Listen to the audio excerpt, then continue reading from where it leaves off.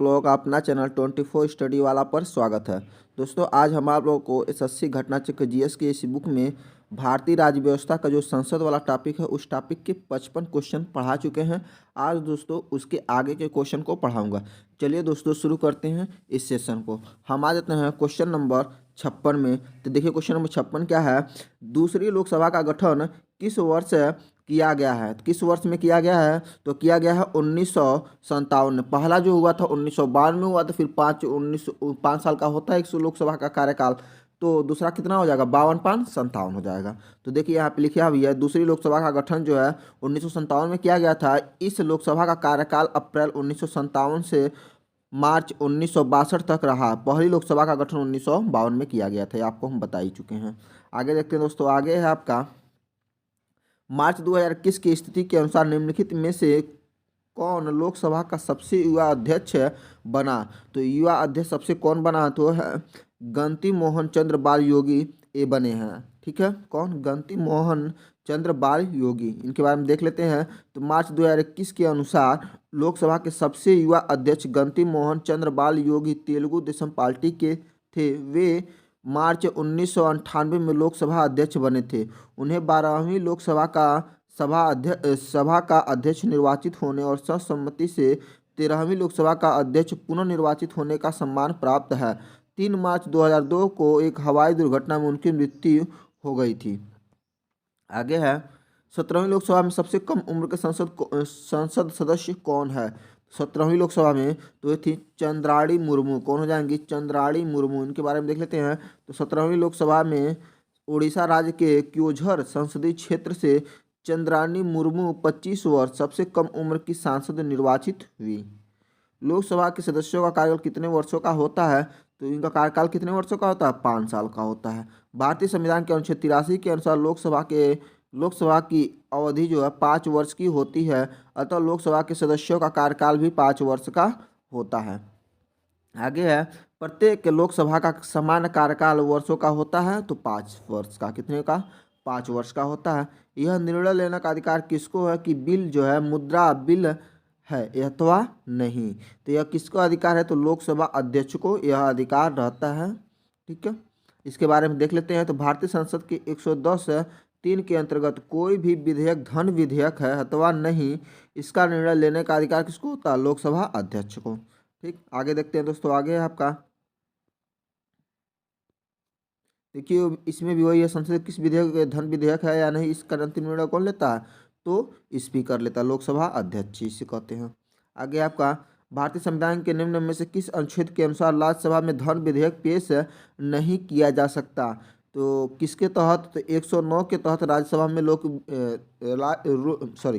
राज्यसभा में धन विधेयक पेश नहीं किया जा सकता। 109 अनुच्छेद के तहत भारतीय संविधान के अनुच्छेद 109 के अनुसार धन विधेयक यानी मनी बिल जो है राज्यसभा में पुनर्स्थापित नहीं किया जा सकता है। धन विधेयक लोकसभा में पुनर्स्थापित किया जा सकता है और लोकसभा से पारित होने के बाद राज्यसभा में जाता है, परंतु राज्यसभा इस विधेयक को अधिकतम 14 दिन तक ही रोक सकती है। अनुच्छेद 110 में धन विधेयक की परिभाषा का उल्लेख है। आगे देखते हैं दोस्तों। आगे है आपका कौन से बिल को राज्यसभा में पारित नहीं किया जा सकता है? तो कौन सा बिल? अभी जस्ट ऊपर हम लोग पढ़े हैं, पूंजी बिल या धन विधेयक जिसे कहते हैं, उसको नहीं। भारतीय संसद में वित्तीय बजट कौन प्रस्तुत करता है? तो वित्तीय बजट प्रस्तुत करते हैं वित्त मंत्री। कौन प्रस्तुत करते हैं? वित्त मंत्री। भारतीय संसद में वित्तीय बजट वित्त मंत्री द्वारा सर्वप्रथम लोकसभा में प्रस्तुत किया जाता है। भारतीय संसद में बजट के स्थान पर वार्षिक वित्तीय विवरण अनुच्छेद 112 प्रयुक्त किया गया है। लोकसभा के कार्य संचालन तथा प्रक्रिया का नियम 204 में उपबंध है कि वित्त मंत्री द्वारा बजट प्रस्तुत किया जाएगा। आगे देखते हैं दोस्तों। आगे आपका भारत के संविधान के अनुच्छेद 112(1) के अनुसार निम्नलिखित में से किसे यह सुनिश्चित करने का उत्तरदायित्व सौंपा गया है कि वार्षिक आय तथा व्यय का वित्तीय विवरण संसद के दोनों सदनों के समक्ष रखा जाए? तो किसको यह किया गया है? तो यह किया गया है राष्ट्रपति को। ठीक है।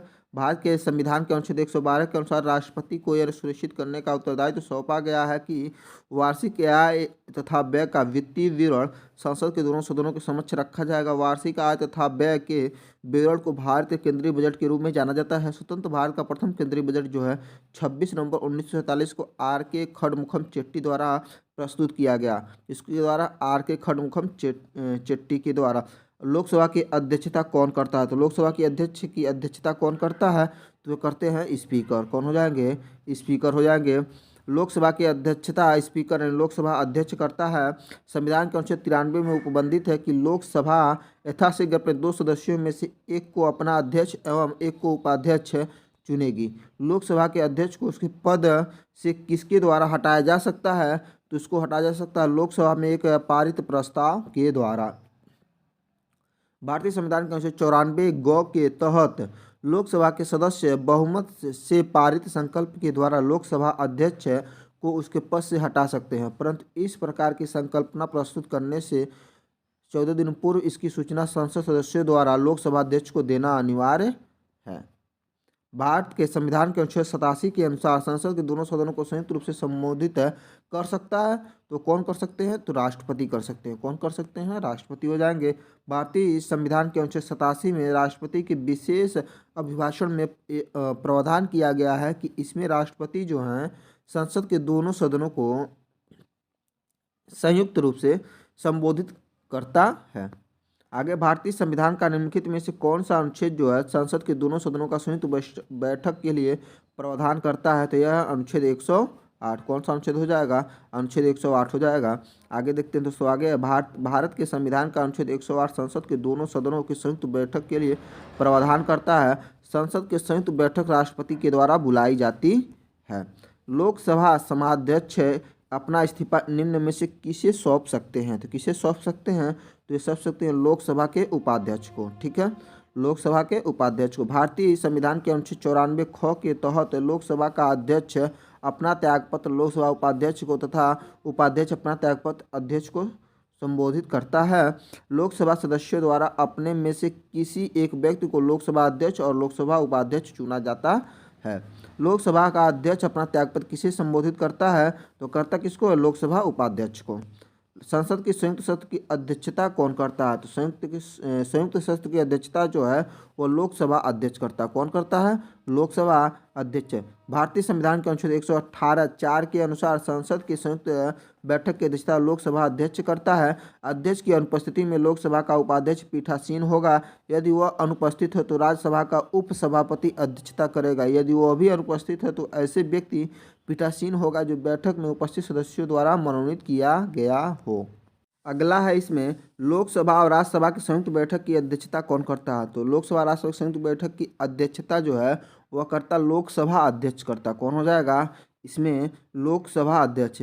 देखिए क्वेश्चन थोड़ा सा कंफ्यूजन वाला क्वेश्चन है कि ये जो दोनों है ना लोकसभा और राज्यसभा की संयुक्त बैठक की अगर अध्यक्षता की बात किया जाए तो लोकसभा के जो अध्यक्ष यानी स्पीकर जो होता है वो कर देगा अध्यक्षता। लेकिन अगर इस संयुक्त बैठक बुलाता कौन है तो वहाँ पे उत्तर होगा राष्ट्रपति। अगर बुलाने की बात होगा कि कौन बुलाता संयुक्त बैठक है दोनों का तो वह राष्ट्रपति होगा, लेकिन इसकी अध्यक्षता कौन करेगा? तो लोकसभा अध्यक्ष करेगा। इस बात में थोड़ा सा कन्फ्यूजन हो सकता था आप लोगों को, इसलिए हम इसको बता दिए हैं। ठीक है, यहाँ पे देखिए अगला क्वेश्चन क्या है। भारत के राष्ट्रपति द्वारा बुलाए गए, देखिए यहाँ पे लिखा भी है अगला जो एक्सप्लेनेशन हम ऊपर किए हैं, भारत के राष्ट्रपति द्वारा बुलाए गए संयुक्त बैठक की अध्यक्षता निम्नलिखित में से कौन कर सकता है? तो जो बुलाए किसके जाती है? तो राष्ट्रपति के द्वारा संयुक्त बैठक। और इसकी अध्यक्षता कौन करता है? तो यहाँ पे देखिए है ना लोकसभा अध्यक्ष हो जाएगा ना यहाँ पे क्लियर, तो लोकसभा अध्यक्ष हो जाएगा। भारतीय संविधान के अधीन विधान की अवशिष्ट शक्तियाँ किसमें निहित होती हैं? तो निहित होती हैं संसद में। किसमें निहित होती हैं? संसद हो जाएगा। भारतीय संविधान के अनुच्छेद 248 के अंतर्गत भारतीय संविधान के अधीन विधान की अवशिष्ट शक्तियां भारतीय संसद में निहित हैं। इस विषय पर विधि निर्माण की शक्ति संसद को प्राप्त है। आगे देखते हैं दोस्तों, आगे है आपका अस्थायी लोकसभा अध्यक्ष एक नियमित अध्यक्ष के चुने जाने तक कार्य करता है। इसका चुनाव जो है आमतौर पर किस माध्यम से होता है? तो इसका चुनाव जो है संसदीय कार्य के मंत्री द्वारा प्रस्तावित एक वरिष्ठ लोकसभा अध्यक्ष लोकसभा के अध्यक्ष द्वारा अनुमोदन पे होता है। इसके बारे में देख लेते हैं। तो प्रत्येक आम चुनाव यानी लोकसभा के बाद संसदीय कार्य मंत्री द्वारा वरिष्ठ लोकसभाओं में से एक अस्थायी अध्यक्ष यानी जिसे प्रोटम स्पीकर कहा जाता है का चयन किया जाता है। इस चयन का राष्ट्रपति द्वारा अनुमोदित किया जाता है। प्रोटम स्पीकर जो होता है नए लोकसभा सदस्यों के शपथ दिलाने के साथ ही नियमित अध्यक्ष की नियुक्ति तक लोकसभा अध्यक्ष के कर्तव्यों का निर्वहन करता है। लोकसभा का सचिवालय सीधे किसके नियंत्रण में आता है?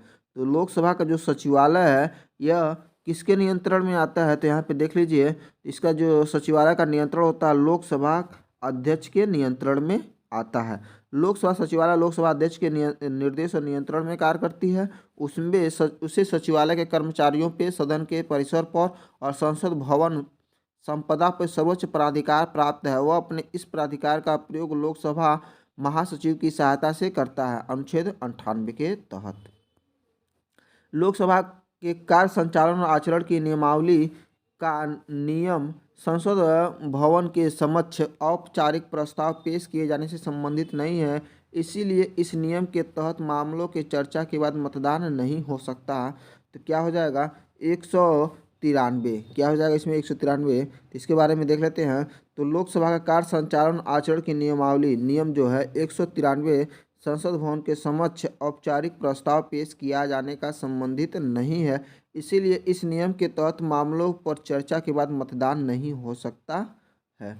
भारतीय संविधान के किस नियम के तहत लोकसभा में चर्चा में सदन के समक्ष औपचारिक प्रस्ताव शामिल नहीं है? तभी जस्ट हम लोग देखें कि इसमें 193 में, नियम 193 में भारतीय लोकसभा के अधिकतम सीटों की संख्या निर्धारित है। तो अधिकतम सीटों की संख्या जो है 552 है। कितनी है? 552 है।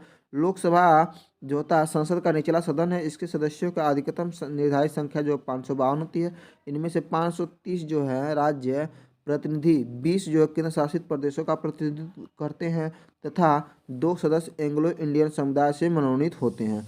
अनुच्छेद 331 के अनुसार यदि राष्ट्रपति की राय में लोकसभा में आंग्ल भारतीय समुदाय का पर्याप्त प्रतिनिधि नहीं है तो वह इस समुदाय के 2 सदस्यों को लोकसभा में नामित कर सकता है।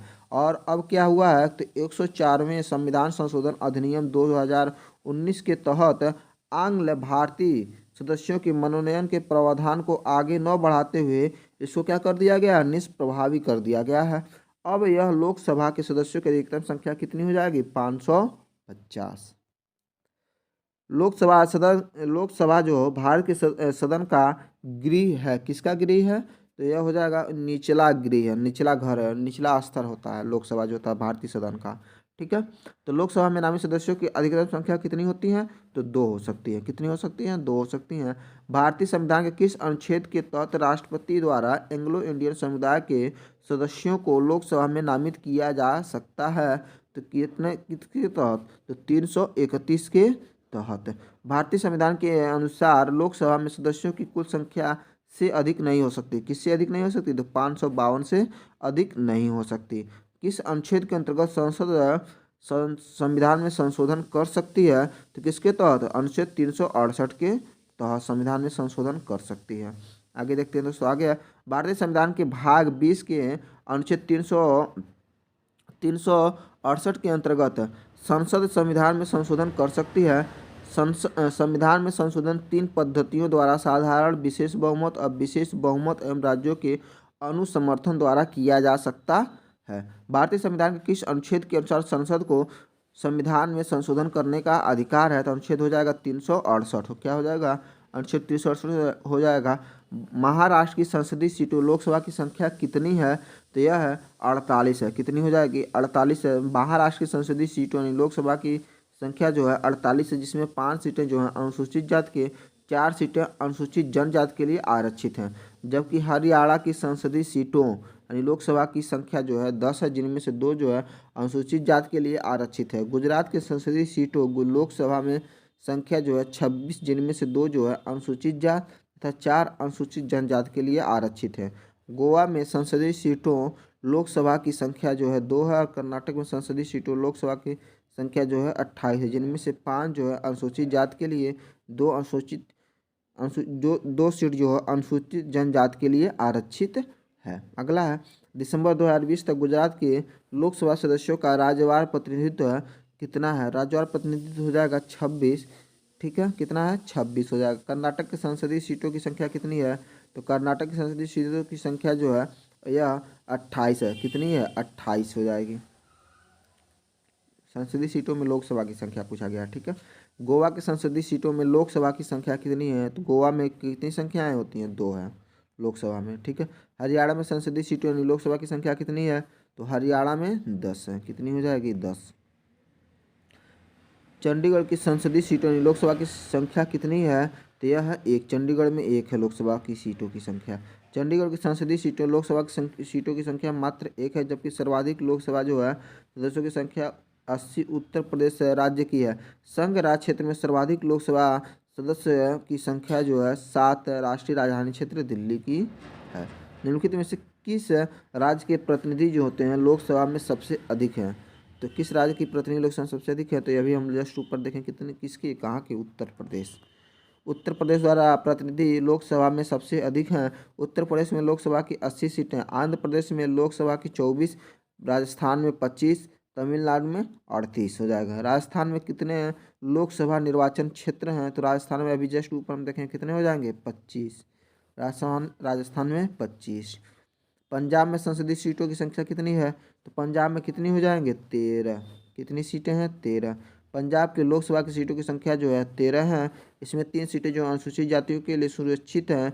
अनुसूचित जनजातियों के लिए कोई भी सीट सुरक्षित नहीं है। अनुसूचित जनजातियों के लिए कोई भी सीट सुरक्षित नहीं है। पंजाब राज्य में राज्यसभा के लिए सीटों की संख्या कितनी है 7 है। अगला है लोकसभा की बहस किस भाषा में मुद्रित होती है, तो लोकसभा की बहस जो है यह दोनों हिंदी और अंग्रेजी दोनों भाषा में मुद्रित होती है। लोकसभा की बहस जो हिंदी और अंग्रेजी दोनों भाषाओं में मुद्रित होती है। साथ ही राज्यसभा की बहस भी हिंदी और अंग्रेजी दोनों भाषा में मुद्रित होती है। प्रश्नकाल के दौरान लोकसभा के किसी सदस्य द्वारा जनता के महत्व को किसी निश्चित विषय पर विचार विमर्श हेतु कार्यकारी का ध्यान आकर्षण के लिए रखा गया प्रस्ताव क्या कहलाता है, तो क्या कहलाता है, तो स्थगन प्रस्ताव कहलाता है। क्या कहलाता है, स्थगन प्रस्ताव कहलाता है। लोकसभा के प्रत्येक संसदीय बैठक का पहला घंटा जो है प्रश्नकाल के लिए होता है। प्रश्नकाल के बाद लोकसभा के किसी सदस्य द्वारा किसी अविलंबनीय लोक महत्व के प्रश्न पर तत्काल विचार विमर्श हेतु अध्यक्ष का ध्यान आकर्षित करने हेतु रखा गया प्रस्ताव जो है स्थगन प्रस्ताव कहलाता है। इस प्रस्ताव की स्वीकृति के बाद सदन की सामान्य कार्रवाई को रोककर उस लोक महत्व के प्रश्न पर विचार किया जा सकता है। प्रत्येक संसदीय बैठक का पहला घंटा के लिए होता है। किसके लिए होता है, तो प्रश्नकाल के लिए होता है। अभी जस्ट हम लोग पढ़े हैं ऊपर प्रश्नकाल के लिए होता है। आगे देखते हैं दोस्तों। आगे है आपका भारतीय संसद के परिप्रेक्ष्य में शून्यकाल किसे कहते हैं, तो शून्यकाल किसे कहते हैं, तभी हम लोग जस्ट ऊपर देखे हैं। तो शून्यकाल क्या होता है, प्रश्नकाल के बाद का समय जो होता है शून्यकाल होता है। भारतीय संसद के परिप्रेक्ष्य में प्रश्नकाल के बाद का समय जो होता है शून्यकाल का होता है। इसका समय जो 12 बजे से 1 बजे के बीच का होता है। 12 घंटे से दोपहर 12 बजे से आरंभ होने के कारण इसे शून्यकाल कहा जाता है। संसद सत्र में होता है तो सबसे पहले कौन सा काल से शुरू होता है, तो सबसे पहले होता है जो प्रश्नकाल होता है। क्या होता है, प्रश्नकाल।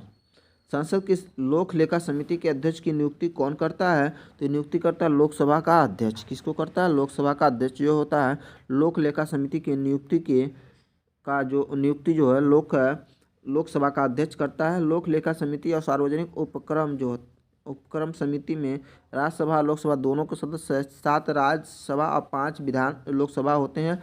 लोक लेखा समिति का मुख्य कार्य जो है भारत सरकार के विनियोग लेखाओं पर नियंत्रण, महालेखा परीक्षक के प्रतिवेदन की समीक्षा करना है। अगला है निम्नलिखित में से लोकसभा के प्रथम महिला अध्यक्ष का नाम बताइए, तो लोकसभा के प्रथम महिला अध्यक्ष का नाम जो है क्या हो जाएगा, यहाँ पे देखिए, यहाँ पे लोकसभा के प्रथम महिला अध्यक्ष यहाँ पे देखते हैं तो ये है मीरा कुमार। कौन हो जाएंगे, मीरा कुमार। लोकसभा की प्रथम महिला अध्यक्ष जो थी वो मीरा कुमार थी, जो 15वीं लोकसभा के लिए जून 2009 में इस पद के लिए चुनी गई थी, जबकि वर्तमान में 17वीं लोकसभा, अब देखिए 17वीं लोकसभा के जो हैं ओम बिरला हैं। ठीक है, आगे देखेंगे 26 जनवरी 2021 की प्राप्त जानकारी के अनुसार लोकसभा के अध्यक्ष कौन है। तो लोकसभा के अध्यक्ष कौन है, तो क्या हो जाएंगे, ओम बिरला हो जाएंगे। 17वीं लोकसभा के अध्यक्ष जो हैं ओम बिरला हैं। उन्हें 19 जून 2019 से लोकसभा अध्यक्ष के रूप में चयन किया गया है। सितंबर 2021 में भी ओम बिरला ही लोकसभा के अध्यक्ष थे। सांसदों की अयोग्यता संबंधित विवादों का फैसला कौन करता है, तो इसका फैसला करता है चुनाव आयोग के परामर्श लेकर राष्ट्रपति। क्या हो जाएगा, चुनाव आयोग के परामर्श लेकर राष्ट्रपति हो जाएगा। भारतीय संविधान के अनुच्छेद 103 के तहत सांसदों के अयोग्यता संबंधी विवादों का फैसला जो है निर्वाचन आयोग का परामर्श लेकर राष्ट्रपति करता है, जबकि राष्ट्रपति के चुनाव से संबंधित विवादों का निपटारा जो है सर्वोच्च न्यायालय के द्वारा किया जाता है। लोकसभा में विपक्ष के प्रथम नेता थे। विपक्ष के प्रथम नेता कौन थे, तो ये थे ए.के. गोपालन। कौन थे, ए.के. गोपालन थे। विपक्ष का नेता अथवा नेता प्रतिपक्ष है। भारतीय संसद के दोनों सदनों में प्रत्येक में से आधिकारिक विपक्ष का नेतृत्व करता होता है।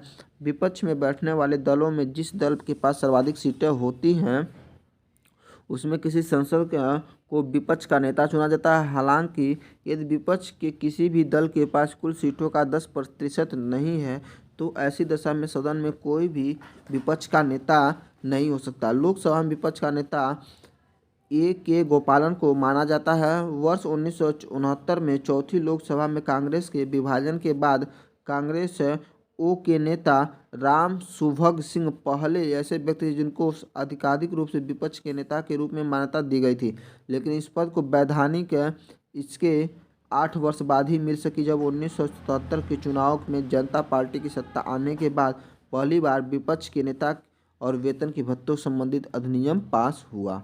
अगला, निम्नलिखित में से कौन सी समिति जो है प्राक्कलन समिति की जुड़वा बहन है। तो कौन सी समिति है जो प्राक्कलन है, तो ये हो जाएगा लोक लेखा समिति। लोक लेखा समिति जो है प्राक्कलन समिति की जुड़वा बहन होती है। संसद के दोनों सदनों के 22 सदस्यों से 7 राज्यसभा तथा 15 जो है लोकसभा के सदस्य जो हैं मिलकर लोक लेखा समिति तथा लोकसभा के 30 सदस्यों से मिलकर प्राक्कलन समिति का गठन होता है। लोक लेखा समिति प्राक्कलन समिति का कार्यकाल 1 वर्ष का होता है। भारत की किस संसदीय समिति का सामान्यतः अध्यक्षता विपक्ष के प्रमुख सदस्य द्वारा की जाती है, तो वह होता है लोक लेखा समिति का। ठीक है, लोक लेखा समिति। आगे इसके बारे में देखते हैं। तो भारत के लोक लेखा समिति की अध्यक्षता होता है सामान्यतः विपक्ष द्वारा किया जाता है। यह अपनी रिपोर्ट लोकसभा अध्यक्ष को सौंपता है। लोक लेखा समिति जो होता है लोक व्ययों का नियंत्रण रखने वाली समिति होती है। यह समिति भारत के नियंत्रण और महालेखा परीक्षक द्वारा दिए गए लेखा परीक्षक संबंधित प्रतिवेदनों को जांच करती है। आगे देखते हैं दोस्तों। आगे है आपका भारतीय संस्कृति सबसे बड़ी कमेटी कौन सी है। तो सबसे बड़ी कमेटी कौन सी हो जाएगी, तो वह है प्राक्कलन समिति। क्या हो जाएगी, प्राक्कलन समिति हो जाएगी। लोक लेखा समिति एवं सार्वजनिक उपक्रम समिति के कुल 22 सदस्य 15 लोक लेखा और 7 राज्यसभा के होते हैं। संयुक्त संसदीय समिति संसद द्वारा गठित की जाने वाली एक तदर्थ समिति है जिसका गठन जो होता है संसद द्वारा किसी विशेष मुद्दे या रिपोर्ट की जांच के लिए किया जाता है। समिति के सदस्यों की संख्या जो होती है निश्चित नहीं है। सामान्यतः इसमें लोकसभा के 10 और राज्यसभा के 5 सदस्य शामिल किए जाते हैं, जबकि प्राक्कलन समिति में कुल 30 सदस्य होते हैं। सभी सदस्य लोकसभा के होते हैं, अतः स्पष्ट है कि प्राक्कलन समिति सबसे बड़ी समिति होती है।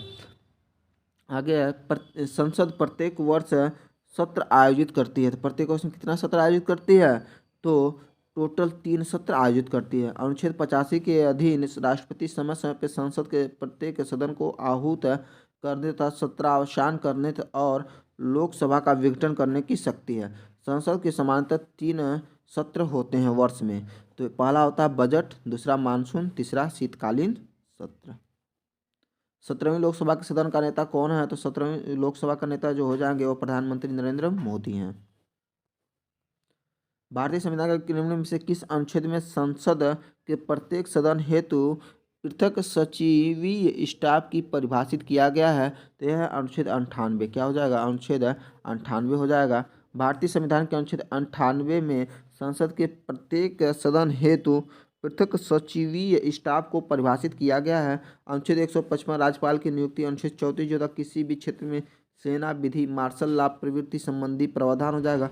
अनुच्छेद 123 होता है संसद के विश्रांति काल में अध्यादेश प्रख्यापित करने की राष्ट्रपति की शक्ति हो जाएगी। आगे देखते हैं दोस्तों, आगे है संसदीय स्वरूप की सरकार में। संसदीय स्वरूप की सरकार में क्या होता है, तो कार्यपालिका विधानमंडल के प्रति उत्तरदायी होती है। संसदीय स्वरूप की सरकार में कार्यपालिका विधानमंडल के प्रति उत्तरदायी होती है, अर्थात संसदीय शासन प्रणाली में मंत्री संसद के प्रति सामूहिक रूप से उत्तरदायी होते हैं। भारतीय संविधान के द्वारा केंद्र और राज्यों के लिए संसदीय व्यवस्था का उल्लेख किया गया है।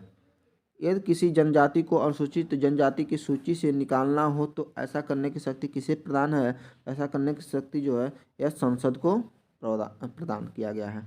जनजाति को अनुसूचित जनजाति की सूची से निकालने की शक्ति जो तो भारतीय संसद में निहित होती है।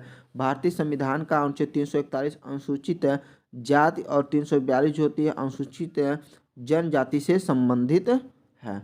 सरकार का कार्यकाल के दौरान उत्पन्न होने वाली रिक्त को भरने के लिए किस राजनीतिक संसदीय विधान सभा क्षेत्र में होने वाले चुनाव को क्या कहा जाता है, तो उसको कहा जाता है उपचुनाव। क्या कहा जाता है, उपचुनाव कहा जाता है। सरकार के कार्यकाल के दौरान उत्पन्न होने वाली रिक्ति को भरने के लिए राजनीतिक संसदीय विधानसभा क्षेत्र में कराए जाने वाले चुनाव को उपचुनाव कहा जाता है। क्या कहा जाता है, उपचुनाव कहा जाता है। आगे देखते हैं दोस्तों, आगे आपका कटौती प्रस्ताव में जब मांग की राशि जो होती है 100 कम कर दी जाती है तो उसे क्या कहते हैं, उसे कहते हैं सांकेतिक कटौती। क्या कहते हैं, उसे सांकेतिक कटौती कहते हैं। जब भारत सरकार द्वारा किसी दायित्व में संबंधित मांग की राशि में 100 रुपये कम कर दिया जाता है तो उसे सांकेतिक कटौती कहते हैं। इसका उद्देश्य होता है भारत सरकार के उत्तरदायित्व के क्षेत्र में किसी बात के बारे में कोई विशेष शिकायत करने का होता है, परंतु यह आवश्यक है कि यह एक प्रकार का मांग से संबंधित हो तथा इसमें संघ सरकार के कार्य क्षेत्र के बाहर के विषय का उल्लेख नहीं होना चाहिए। आगे वित्तीय बिल के मामले में टोकन कटौती द्वारा कम की जाने वाली राशि क्या है, तो वह है 100। क्या हो जाएगी, 100 हो जाएगी। 100 रुपये टोटल है कि मतलब ये टोकन कटौती में कम किए जा सकते हैं। इसके बारे में देख लेते हैं। तो भारतीय संसदीय प्रक्रिया के तहत कटौती प्रस्ताव संसद की कार्यवाही विपक्ष के नेता द्वारा अपनाए जाने वाला एक तरीका है जिसमें वित्तीय बिल के मामले में टोकन कटौती द्वारा कम किए जाने वाली राशि जो है 100 रुपये है। जब किसी संसद सदस्य को यह लगे कि किसी मंत्री ने मामले के तथ्यों को छुपाकर सदन का विशेषाधिकार भंग किया है तो उसके द्वारा उठाया गया प्रस्ताव क्या कहलाता है, तो वह कहलाता है विशेषाधिकार प्रस्ताव। क्या कहलाता है, विशेषाधिकार प्रस्ताव। जब किसी संसद सदस्य को यह लगे किसी मंत्री ने मामले के तथ्यों को छुपाकर सदन का विशेषाधिकार भंग किया है तो उसके द्वारा उठाया गया प्रस्ताव जो होता है विशेषाधिकार प्रस्ताव कहलाता है। सरकार द्वारा प्रस्तुत मांग की राशि कम करके 1 रुपये संबंधित प्रस्ताव को क्या कहते हैं, तो उसको क्या कहते हैं, यहाँ पे देखिए तो यहाँ उसको कहा जाता है पॉलिसी में असम्मित की कटौती। ठीक है, सरकार द्वारा प्रस्तुत मांग की राशि को कम करके 1 रुपये संबंधित प्रस्ताव को पॉलिसी में असम्मति की कटौती कहते हैं।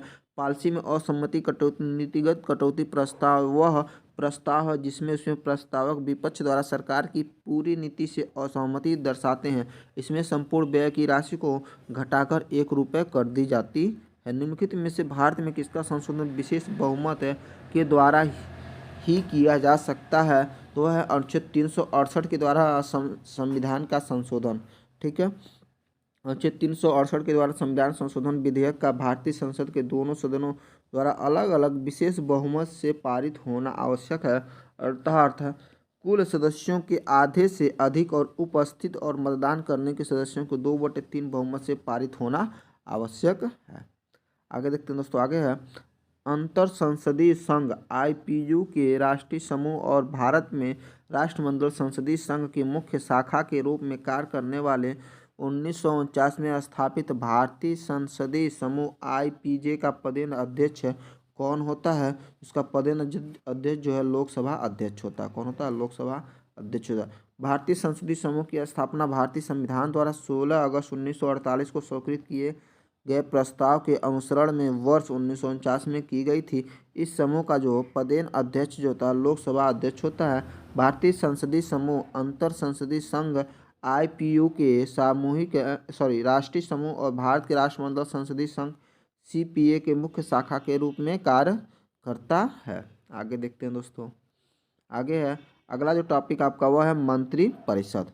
तो इसमें पहला क्वेश्चन है, भारतीय संविधान के किस अनुच्छेद में निम्न का वर्णन है कि राष्ट्रपति की सहायता करने और उसे सलाह देने के लिए मंत्री परिषद होगी, जिसका प्रमुख जो होता है ये प्रधानमंत्री होगा। राष्ट्रपति इस मंत्री परिषद की सलाह के अनुसार अपने कार्यों का निष्पादन करेगी। तो यह है अनुच्छेद आपका 74। क्या हो जाएगा? अनुच्छेद 74 हो जाएगा। भारतीय संविधान का अनुच्छेद 74 में वर्णन है कि राष्ट्रपति की सहायता करने उसे सलाह देने के लिए मंत्री परिषद होगा, जिसका प्रमुख जो होता है प्रधानमंत्री होगा। राष्ट्रपति मंत्री परिषद की सलाह के अनुसार अपने कार्यों का निष्पादन करेंगे। भारतीय मंत्री परिषद के सदस्य को कैसे बर्खास्त कर सकते हैं? तो बर्खास्त कर सकते हैं कैसे? प्रधानमंत्री के सिफारिश पे। ठीक है। राष्ट्रपति जो होता है मंत्री परिषद के सदस्यों को प्रधानमंत्री की सिफारिश पे बर्खास्त कर सकता है। प्रधानमंत्री मंत्री परिषद का वास्तविक नेता है। मंत्री परिषद सामूहिक रूप से लोकसभा के प्रति उत्तरदायी होते हैं। अनुच्छेद 75(3). ठीक है। भारत के संविधान के किस अनुच्छेद में वह वर्णित है कि एक मंत्री परिषद होगा जिसका प्रमुख जो है प्रधानमंत्री होगा? किसमें वर्णित है? तो अनुच्छेद 74(1) में। भारतीय संविधान के अनुच्छेद 74(1) में यह वर्णित है कि एक मंत्री परिषद होगा जिसका प्रमुख जो है प्रधानमंत्री होगा। भारत का प्रधानमंत्री केंद्रीय सरकार का व्यवहारिक प्रमुख होता है। निम्नलिखित में से कौन सा अनुच्छेद जो होता है भारत के प्रधानमंत्री की नियुक्ति से संबंधित होता है? तो यह अनुच्छेद है 75। किसके? 75। भारतीय संविधान के अनुच्छेद 75 में मंत्री परिषद की नियुक्ति एवं पदच्युत की विवेचना करता है। अनुच्छेद 75(1) के अनुसार भारत के प्रधानमंत्री की नियुक्ति राष्ट्रपति करेगा और अन्य 3 मंत्रियों की नियुक्ति राष्ट्रपति प्रधानमंत्री की सलाह पर करेगा। अनुच्छेद 75(2) के अनुसार ये सभी राष्ट्रपति के प्रसाद पर्यंत पर पद धारण करेंगे। भारत का प्रधानमंत्री तो कैसे होता है? यहाँ पे देखिए, भारत का प्रधानमंत्री जो होता है राष्ट्रपति के द्वारा नियुक्त किया जाता है। किसके द्वारा नियुक्त? तो राष्ट्रपति के द्वारा। केंद्रीय मंत्री परिषद का पद और सदस्यता कौन निर्धारित करता है? तो यह भारत का राष्ट्रपति। कौन हो जाएगा? भारत का राष्ट्रपति। 1975 से 77 के बीच आपातकाल के दौरान भारत के प्रधानमंत्री कौन थे? तो उसमें प्रधानमंत्री थी इंदिरा गांधी। ठीक है। नरेंद्र मोदी भारत के प्रधानमंत्री हैं। तो कौन नंबर के प्रधानमंत्री हैं? तो ये हैं 14वें नंबर के। कितने नंबर के? 14वें नंबर के प्रधानमंत्री हो गए हैं नरेंद्र मोदी। इनके बारे में देखिए यहाँ पे स्पष्ट है। देखिए, पहले थे जवाहरलाल नेहरू 1947-1964। ठीक। फिर गुलजारी लाल नंदा जो थे कार्यवाहक थे 1964 में हुए थे 27 मई से 9 जून तक। फिर लाल बहादुर शास्त्री हुए 1964 से 1966। फिर गुलजारी नंदा फिर कार्यवाहक बने 1966 में। फिर इंदिरा गांधी आई 1966 से लेकर 1977 तक। ठीक है। 1977 तक ये प्रधानमंत्री रही इंदिरा गांधी। फिर इंदिरा गांधी के बाद आते हैं मोरारजी देसाई जो 1977 से 1979 तक रहे। फिर 1979 में आते हैं चरण सिंह चौधरी। चरण सिंह 79 से 80 तक रहे। फिर इंदिरा गांधी आती है 1980 से लेकर 1984 तक रहती हैं। फिर राजीव गांधी आते हैं 1984 से 1989। बीपी सिंह 1989 से 1990। फिर चंद्रशेखर 90 से 91। PV नरसिम्हा राव 91 से 96। उसके बाद अटल बिहारी वाजपेयी जो 1996 में मतलब 16 मई से 1 जून तक रहे थे। फिर H.G. देवेगौड़ा जो थे 96 से 97। इंद्र कुमार गुलजार आते हैं 97 से 98। अटल बिहारी वाजपेयी 1998 से 2004 तक। फिर मनमोहन सिंह आते हैं 2004 से 2014 तक। नरेंद्र दामोदर दास मोदी जो हैं 2014 से अब तक हैं। ठीक। तो स्पष्ट है कि जो मोदी जी हैं भारत के 14वें प्रधानमंत्री हैं। आगे देखते हैं दोस्तों। निम्न में किसने 1979 में भारत के प्रधानमंत्री मोरारजी देसाई की जगह लिए थे? तो कौन थे? तो ये थे चरण सिंह। चौधरी चरण सिंह हो जाएंगे। 1978 में भारत के प्रधानमंत्री निम्नलिखित में से कौन थे? 1978 में कौन हो जाएंगे?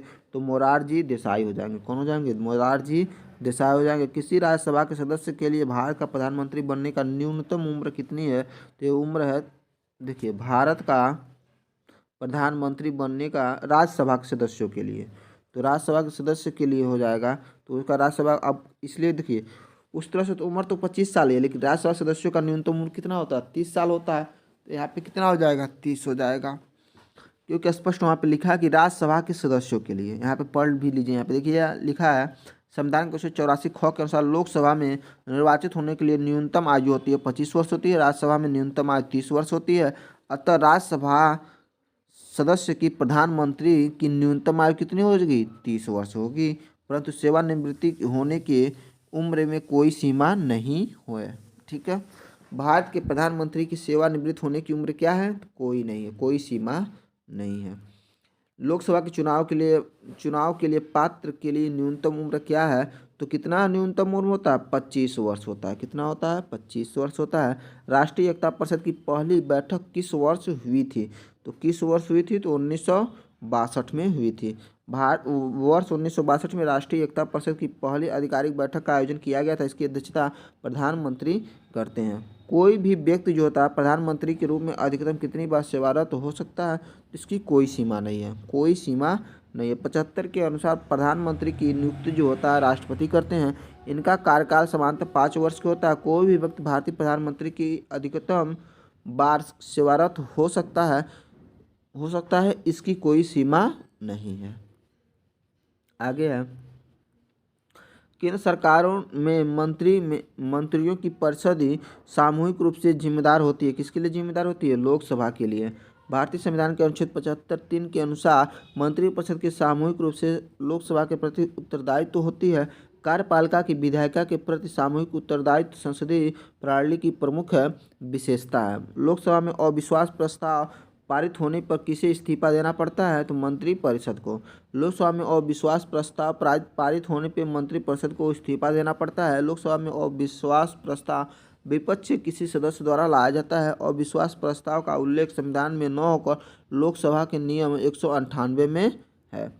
किस भारतीय प्रधानमंत्री ने 1999 में शांति घोषणा पर हस्ताक्षर करने के लिए लाहौर की बस यात्रा की थी? तो वे थे अटल बिहारी वाजपेयी। कौन हो जाएंगे? अटल बिहारी वाजपेयी हो जाएंगे। इनके बारे में देख लेते हैं। तत्कालीन प्रधानमंत्री अटल बिहारी वाजपेयी ने वर्ष 1999 में शांति घोषणा पर हस्ताक्षर करने के लिए लाहौर की बस यात्रा की थी। उस समय पाकिस्तान के प्रधानमंत्री नवाज शरीफ थे। 21 फरवरी 1999 को लाहौर में दोनों देशों के प्रधानमंत्रियों ने लाहौर घोषणा पत्र पर हस्ताक्षर किए थे। राष्ट्रपति किसके परामर्श से संसद के सभी सदस्य आयोजित और स्थगित करते हैं? तो किसके परामर्श पर राष्ट्रपति करते हैं? तो प्रधानमंत्री और लोकसभा के विरोधी पक्ष के नेता के सलाह पर। ठीक है, प्रधानमंत्री की परामर्श से राष्ट्रपति जो होते हैं संसद के सभी सत्र आयोजित और स्थगित करते हैं। भारतीय संविधान के अनुच्छेद 85 में संसद के सत्र का सत्रावसान विघटन और शक्ति जो है राष्ट्रपति को दी गई है। आगे देखते हैं दोस्तों, स्वतंत्रता के बाद भारत के पहले उप प्रधानमंत्री कौन थे? तो पहले उप प्रधानमंत्री जो थे सरदार वल्लभ भाई पटेल थे, उप प्रधानमंत्री। स्वतंत्रता के बाद भारत के पहले उप प्रधानमंत्री सरदार वल्लभ भाई पटेल हुए थे। 15 अगस्त 1947 से 15 दिसंबर 1950 तक इसका पदभार संभाला। लौह पुरुष के नाम से विख्यात सरदार वल्लभ भाई पटेल भारत के पहले गृह मंत्री भी थे। 1977 में जनता पार्टी के अध्यक्ष कौन बने जिन्होंने प्रधानमंत्री के रूप में मोरारजी देसाई के साथ केंद्र में गठबंधन सरकार बनाई? तो ये थे चंद्रशेखर। कौन हो जाएंगे? चंद्रशेखर हो जाएंगे। अगला, चंद्रशेखर वर्ष 1977 में जनता पार्टी के पहले अध्यक्ष बने थे जिन्होंने प्रधानमंत्री के रूप में मोरारजी देसाई के साथ केंद्र में गठबंधन सरकार बनाई। निम्न में से कौन जो राजनेता जो 1986 से 1989 तक राजीव गांधी के मंत्रिमंडल में भारत के गृह मंत्री थे? तो क्या हो जाएंगे इसमें? बूटा सिंह। कौन हो जाएंगे इसमें से? बूटा सिंह हो जाएंगे। बूटा सिंह वर्ष 1986 से 89 तक राजीव गांधी के मंत्रिमंडल में भारत के गृह मंत्री थे। वर्तमान में भारत के गृह मंत्री अमित शाह हैं। कौन है? अमित शाह जी हैं। निम्नलिखित में से कौन जो है कौन है स्वतंत्र भारत के प्रथम वित्त मंत्री थे? तो कौन जो है स्वतंत्र भारत के प्रथम वित्त मंत्री हुए थे? तो ये आर के खडमुखम चेट्टी हो गए हैं, सनमुखम नहीं, ये खडमुखम चेट्टी होते हैं। इनके बारे में देख लेते हैं हम। स्वतंत्र भारत के प्रथम वित्त मंत्री आर के खडमुखम चेट्टी थे, जबकि वर्तमान समय में वित्त मंत्री जो है निर्मला सीतारमण हो जाएंगी। मनोहर पर्रिकर भारत के हैं, तो मनोहर पर्रिकर भारत का क्या है? तो यहाँ पे जब यह क्वेश्चन था 2017 में, उस समय की बात हम करते हैं, तो प्रश्नकाल के समय जो मनोहर पर्रिकर थे नवंबर 2014 से 14 मार्च 2017 तक देश के रक्षा मंत्री थे। अतः तत्कालीन परिस्थितियों में ऑप्शन डी सही उत्तर था। वर्तमान में भारत के रक्षा मंत्री जो हैं राजनाथ सिंह हैं। अगला, स्वतंत्रता के बाद भारत के पहले विदेश मंत्री कौन थे? तो स्वतंत्रता के बाद पहले विदेश मंत्री जो थे पंडित जवाहरलाल नेहरू थे। स्वतंत्र भारत के पहले विदेश मंत्री पंडित जवाहरलाल नेहरू थे। वे इस पद पर 27 मई 1964 तक आसीन रहे। वर्तमान में विदेश मंत्री जो हैं वो एस जयशंकर हैं। एकात्मक सरकार में समस्त ताकत किसके हाथ में होती है? तो यह समस्त ताकत जो है केंद्रीय सरकार के हाथ में होती है। एकात्मक सरकार में समस्त ताकत जो होती है केंद्रीय सरकार के हाथ में होती है। एकात्मक सरकार शासन में शक्तियों का प्रयोग एक ही केंद्रीय सरकार से होता है। एकात्मक शासन में संपूर्ण देश में एक कार्यपालिका और एक व्यवस्थापिका और न्यायपालिका होती है। एकात्मक देशों में स्थानीय सरकारें होती हैं, परंतु उन्हें शक्तियाँ केंद्र सरकार द्वारा प्रदान की जाती हैं। आगे देखते हैं, निम्नलिखित में से भारत के प्रधानमंत्री निम्नलिखित में से किस निकायों के वस्तुतः मुखिया होते हैं? किसके मुखिया होते हैं इनके बारे में देख लेते हैं। तो यहाँ पे आप डायरेक्ट आंसर देखिए, तो भारत के प्रधानमंत्री निम्न निकायों के मुखिया होते हैं। कौन कौन? नीति आयोग के, यानी इसे पूर्व योजना आयोग कहा जाता था। उसके बाद राष्ट्रीय एकता परिषद के, राष्ट्रीय गंगा नदी बेसिन प्राधिकरण, राष्ट्रीय विकास परिषद, विज्ञान विभाग, भारतीय वन्य जीव बोर्ड, राष्ट्रीय आपदा प्रबंधन प्राधिकरण, जनसंख्या नियंत्रण राष्ट्रीय आयोग। इस सब के अध्यक्ष ये होते हैं। योजना आयोग और भारतीय राष्ट्रीय एकता परिषद के अध्यक्ष निम्न में से कौन है? तो ये हैं भारत के प्रधानमंत्री। कौन हो जाएंगे? भारत के प्रधानमंत्री। भारतीय संविधान के अवशिष्ट मामलों पर कानून बनाने का अधिकार किसे सौंपा गया है? तो सौंपा गया है केंद्र सरकार को। किसको? केंद्र सरकार को। अनुच्छेद 248 के अनुसार भारतीय संविधान में अवशिष्ट मामलों पर कानून बनाने का अधिकार केंद्र सरकार को सौंपा गया है। इसके तहत संसद ऐसे विषयों पर कर लगाने के लिए कानून बना सकती है जो विषय राज्य सूची और समवर्ती सूची में शामिल नहीं है। अगला जो टॉपिक है दोस्तों वह है न्यायपालिका। इस टॉपिक को मैं अगले वीडियो में पढ़ाऊंगा। अगर आप लोगों को ये वीडियो अच्छा लग रहा है तो प्लीज़ मेरे चैनल को शेयर और सब्सक्राइब जरूर करिएगा और अपने दोस्तों को भी ये वीडियो ज़रूर शेयर करिएगा। धन्यवाद दोस्तों।